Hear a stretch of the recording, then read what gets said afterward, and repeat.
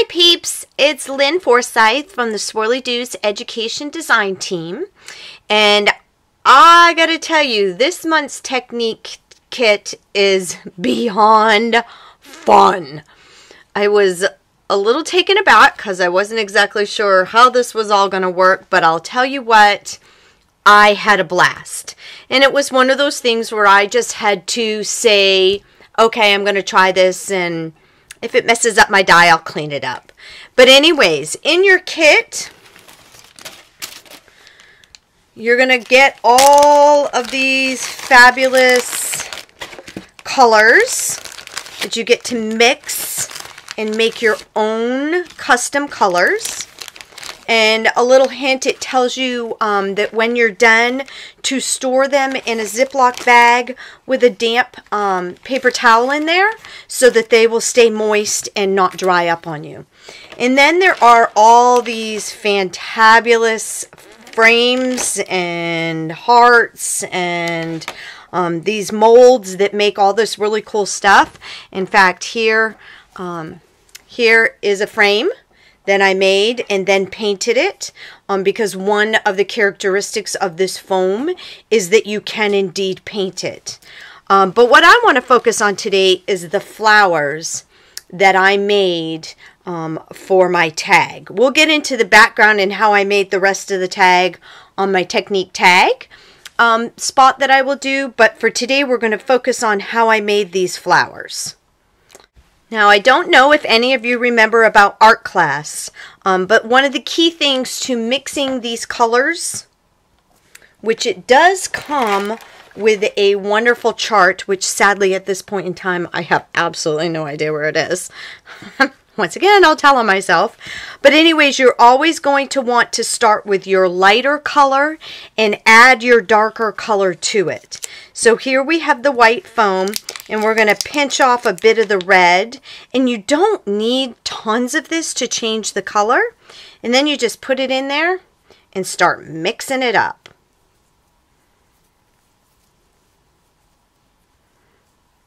It's really kind of fun to do that. And if you want to keep it kind of variegated, you can use it in that form. Or you can keep mixing it up until you get a solid color.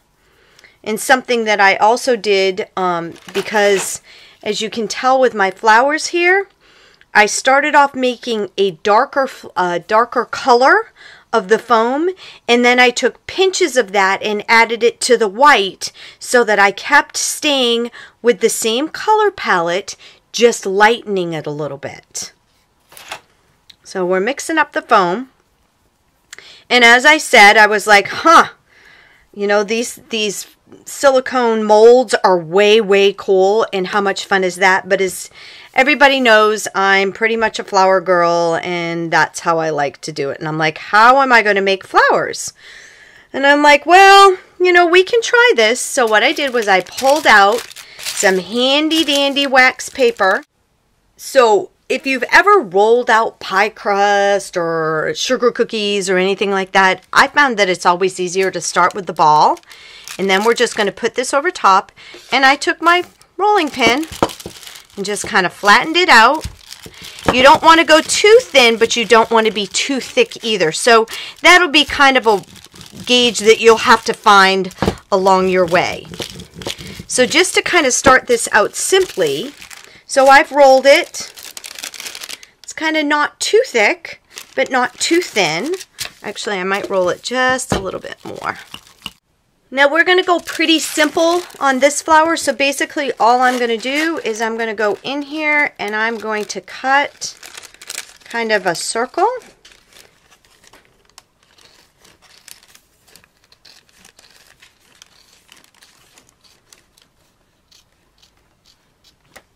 Right, like that.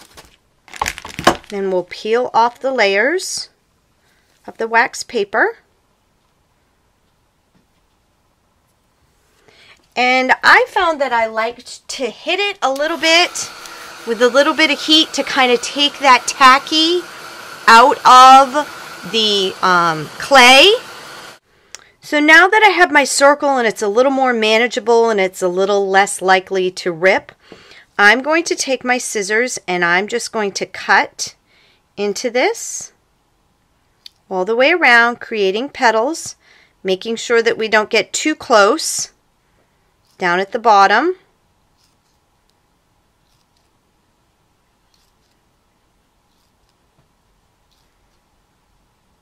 And because of the nature of this flower, if you did cut a petal off, nobody will ever in a million years notice. Because what we're going to do is, now that we have this all cut, we're going to take it and we're going to pinch it in the middle. And we've created our first flower. That one's pretty simple. When I did it on, here is a version where I actually cut a couple of them and pinched it together, as did I do that on my tag with the white flower. With this one, I've spritzed it and added some color. But with this one, I kind of made it a big one because I wanted you to be able to see how I made it. And then we'll just kind of let that set there for a little bit and let it set up and dry. I may have a few problems right now because it's really humid, but that's okay. It's a good place to start.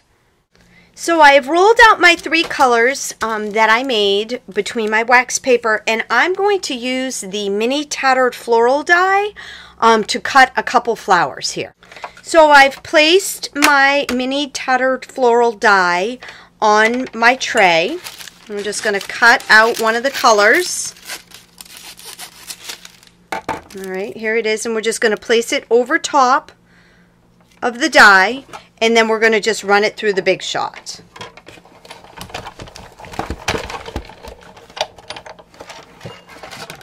And there it is, your cut piece. And there are these little handy dandy tools in the kit, which are really awesome for such a time as this. And here you can see that my die is unscathed. How cool is that? So we're going to do that one more time because we have one more orange here.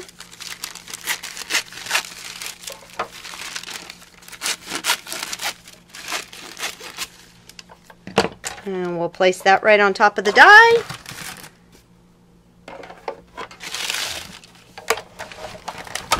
Run it right through my Big Shot.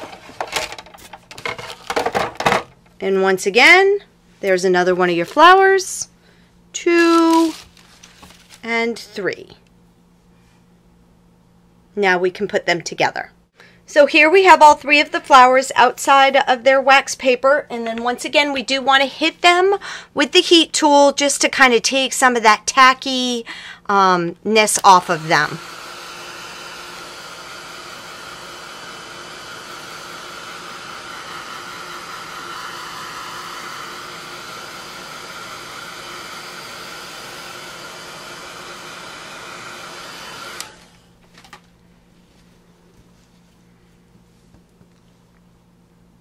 So as you've seen in many of the tutorials online, I'm actually just going to create the rose. So I'm going to cut one petal out and then cut a small circle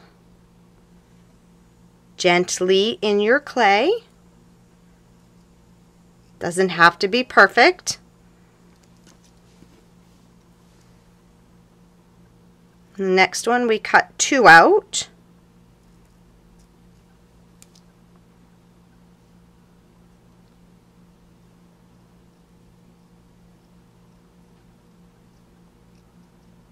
And then this one we're not going to cut any out. We're just going to go in and cut a circle in there.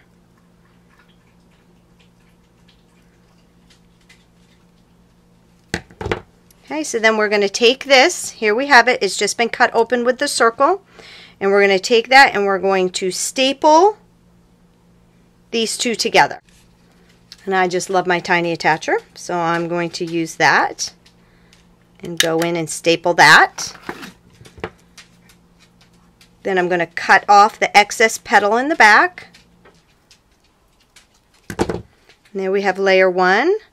Round our petals. And this is the part where you don't want it too dry so that it won't hold its shape, but you don't want it too tacky that while you're doing this you're marring it. So there's kind of a fine line in there. Okay, so there's the back one. Then we have layer number 2, which we're going to put those two together. Staple it.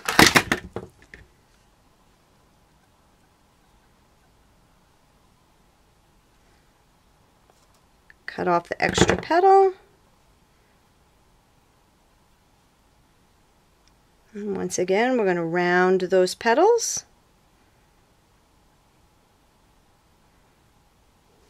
And that one will go in here. And if you don't have a tiny attacher, can I just tell you you should? I don't know, I have this weird fear of staplers, and there is absolutely no way that you can staple your fingers or anything while you're putting this back together.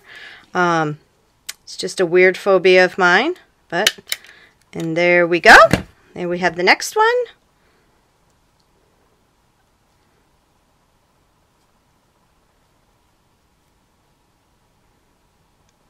Got a little mushed because we didn't have staples in there, but that's okay. We'll make it work. All right, and let's bend these petals.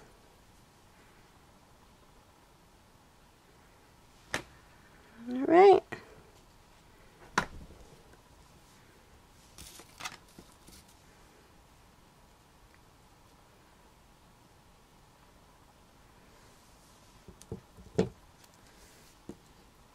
I took one of the little pieces that was cut off. We'll just kind of stick that in the center, and then I trim it down because it seems to be too tall. So that's going to kind of go in the center of my rose. Then I'm going to take this whole thing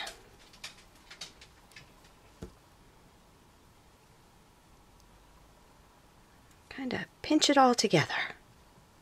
That's what I like to do, is to pinch things together. And this clay is just so forgiving.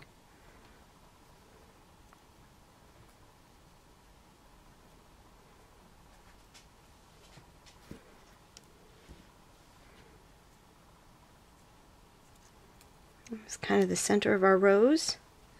And then when it's all nice and dry and all set up, then I will take it apart and glue it all together.